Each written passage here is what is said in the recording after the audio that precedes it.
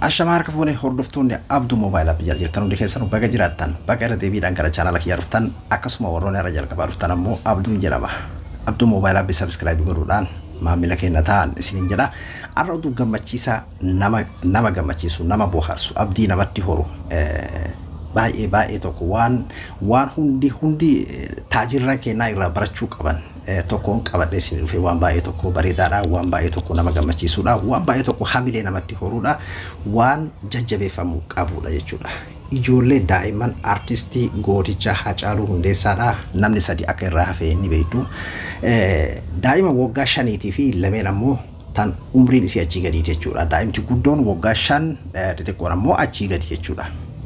Daa'imman tanneen sadeenuu mana barumsaa International Academy mana barumsaa akka Ameerikaatii fi akka Ingiliis qulqullinni isaa ol aanaa ta'etti akka baratanii waadaan seenameefii jira.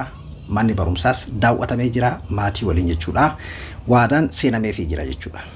Eenyuun kuni gooticha Oromoo kan amma dura kaffaaloo barsiise. Ni beeytanii kan amma dura kaffaaloo barsiise University irraa eebbise. Namni kuni wantoota namni hin argine argaa Dr. Gammachuu Dastaa ni beeytanii Dr. Gammachiis Dastaa jechuudha. Abbaa qabeenyaati namni kuni fakkeenyaaf gaafa kaffaaloo jechuudha. Akka inni hidhaa baheen inni namni waa'ee luuti isaa irraa murame wayyaaneen akka isi gootee fi wantoota garagaraa haala garnyaatumaa isaatitti fufee jechuudha. Inni ammoo akka inni hidhaadhaa baheen barumsa kee kan addaan murte carraa kolleejjii kiyyatti baradhuutii kootu itti fayyadame carraa kee jechuudhaani akka inni hidhaarraa baheen carraa sallaatee fi kaffaaloon akka hidhaa baheen barumsatti deebi'ee dhiheenya kana eebbifamuu isaa isin hundi keessanuu ni yaadattu jechuudha. Har'antan ammoo ilmaan artistii Haacaaluu Hundeessaadha akka isaan gartee mana barumsa International Academy'tti baratan. Isaan qofaa miti akka Ameerikaa deemanii fedhan Ingiliis deemanii biyya isaan filatan jedhe. Anfileef hin jenne biyya isaan filatan yoon baana beeytee gaafa kutaa 12 xumuran. Mee wantoota inni as keessatti haasa'e waan nama ajaa'ibsiisutu as keessa jira waan garaa nama nyaatu waan dhugaa rabbii waan kana yeroon dubbisu baay'ee tokko natti dhagahame jechuudha waan inni haasawa isaa kana jechuudha. Dr. Gammachiis Dastaa waan kana wanni murteesseef jedha. Anaa fi haati manaa kooti maatii qabsaa'ota irraa dhalanne. Ani gartee gaafa ani baradhu gaafa ani xiqqaadha. Abbaan koo waggaa 5 irraa hidhame gaafa abbaan koo narraa hidhame san hagam takka akka haati koo na waliin rakkatte na nyaachistee na obaasuuf na barsiisuuf hagam akka na waliin rakkatte argeen ture. Haati manaa isaa arraan bare waan kana dura hin beeku intala baarootumsaati jechuudha. Haati manaa isaa waan nama ajaa'ibsiisu baarootumsaa qabsaawaa ni beeytan jedheetii yaada. Haati manaa koo immoo intala baarootumsaati gaafa baarootumsaadha qabsoo irra ture maatiin isaanii hagam akka waliin rakkatanii fi hagam jireenya akka dabarsan ni beekama. Kanaafuu anaa fi haati manaa koollee maatii qabsaa'otaa irraa dhalanne. Kanaafuu qabsaawaa ilmaan isaa maal akka tahan ni beeyna.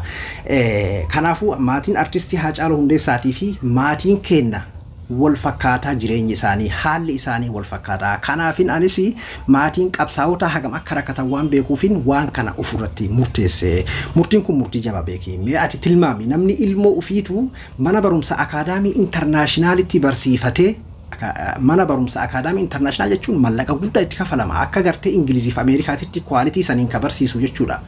San bira darbee iskoolarii gartee gaafa isaan kutaa 12 xumuratan akka isaan fedhan Ingiliis fedhan Ameerikaa biyya lameen keessaa kan isaan filatan jedhe biyya isaan filatanitti akka gartee deemanii barsiisaniif kan gaafa siillee ar'uma of qabaa fi baay'ee tokko waan onnee nama tuquudha. An dhugaa baay'ee tokko na gammachiise Dr. Gammachuu fi artistii Haacaaluu Hundeessaallee hagana onnee kenna hunda keessatti waa ijaarate hagana onnee nama hunda keessa waa kaateeti.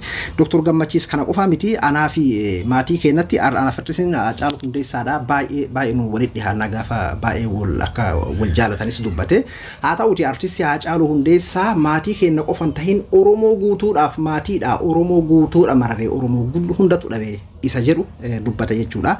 Garuu faamilummaadhaan akka gartee walitti dhiyaatan jechuun akka saahibummaadhaan jaalalaan akka walitti dhiyaatan dubbatee jiru jechuudha.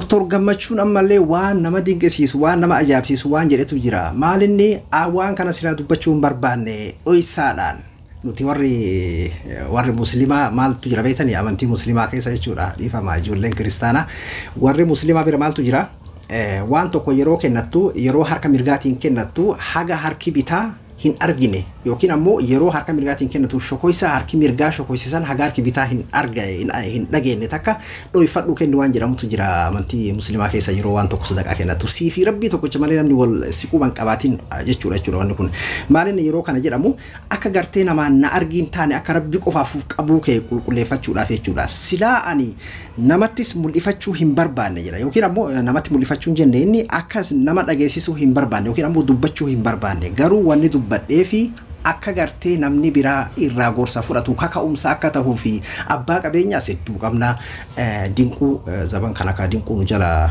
dhoysanillee abbootiin qabeenyaa kun akka Dr. Gammachiis kun afee jirachuudha akka gartee kaka'umsa ta'uu fi kaka'umsa akka gartee namni maatiin qabsaa'otaa hedduutu jira meelaa lama dhaamsa inni as keessatti dhaame jechuudha nuti maatii qabsaa'otaa irra dhalaannee qabsaa'onni maal akka ta'an ni beekna arra meeqaatan maatiin qabsaa'otaa kan abbaan irraa wareegame kan haati irraa wareegame meeqaatami kan gartee karatti hafan namni gaafa sarrifatee booheeti callisaa jechuudha san booda ammoo maal akka tahanii family qofarra deebi'a rakkinni sun haadha abbaa qofarratti deebi'a jechuudha meeqaatama amma sababuma hidhaa kanaatiin kan haati barsiisuu hin dandeenye kan abbaan manaa hidhaa jiru ammantana kan abbaan manaa hidhaa jiru kan haati manaa yookiin barsiisuu hin dandeenye kan ammoo inni hojii guyyaa hojjetee barsiifatu meeqaatamii jechuudha kanaafuu maal jedhe duuba as keessatti mee ergaa inni dabarse qineen as keessatti dabarse ilaalame amma ijoollee Haacaaluu Hundeessaa barsiisuu qofaa miti Dr. Gammachuun akka gartee kaka'umsa ta'uufin waan kana dubbadhe akkasuma akkuma reefu isiniin jedhe amantii teenya amantii musliimaa keessallee waan akkana kanatu jira jechuudha yookiin akka harki keenya dhageenye kennadhu yookiin ammoo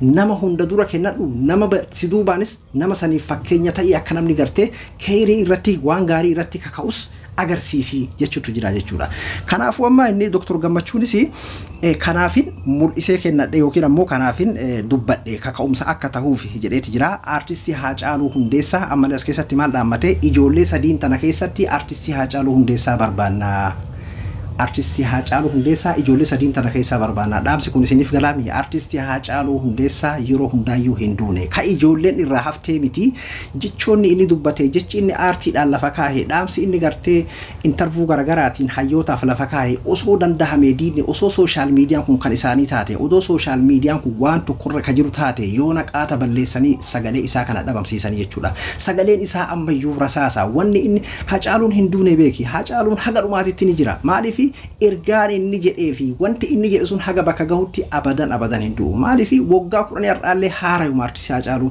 ilmoon har'a dhalate waggaa 15 har'a artistii Haacaaluu Hundeessaatiif boochii jechuudha waan artistii Haacaaluu Hundeessaa jedhe san bakkaan gahuudhaa fi tattaafatti jechuudha ilmoon har'a dhalate tuni gaafa guddatte waggaa 15 geette kanaafuu artistii Haacaaluu Hundeessaa ijoollee tana keessaan barbaanna jedhe ijoollee sadiin tana keessaanii ijoollee artistii Haacaaluu Hundeessaa sadiin kana keessa takka yookiin artistii Haacaaluu Hundeessaa xiiqiidhaan isa caaltu yookiin ammoo hayyuu akka isaa rabbiin gartee akkuma dhiigisaa san dhiiguma isaa godhee rabbiin nuuf uumutu malaa jechuudha kanaafuu waan baay'ee hamilee namatti tolu waan baay'ee tokko nama gammachiisuudha anis akka isin gammadaniifin isin qoode jechuudha BBC'n sa'a 3 dura maxxanse bal'inaan an keessaa isin gartee takka dubbise malee bal'inaan jechuudha BBC'n kan maxxanse BBC jala seetanii isinis dubbisuu ni dandeessan BBC afaan Oromoo jala jechuudha Dr. Gammachiis rakkataa gargaaruudhaan beekaman ka miidiyaa irratti as bahu warroota akkanaa kana malee akkuma reefuu jedhame kana jechuudha namoonni miidiyaa irratti asin baane harka lafa jalaatiin Dr. Gammachiis gargaaranii nama baay'ee tokko nama kumaatame jechuudha